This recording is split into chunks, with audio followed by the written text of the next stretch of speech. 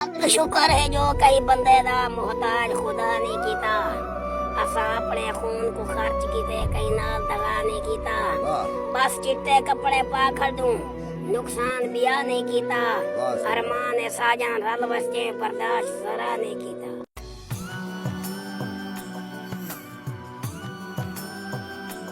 यार फॉलो करा है, लाइक करा है मेरे जवान को। हाँ वधिया भी दड़ा। हाँ फॉलो ही करा है, लाइक ही करा है। संगात फॉलो दादा करा भाले है, वीडियो नहीं बनना एक दिन मार देने फॉलो दा जरूरत लाइक ही करा है। माशा एक खल नहीं मरा है। ना संगात खल्ले ना मरा है खल्ले आजकल वो आप जूचा का नहीं पाने कराने बदला ना।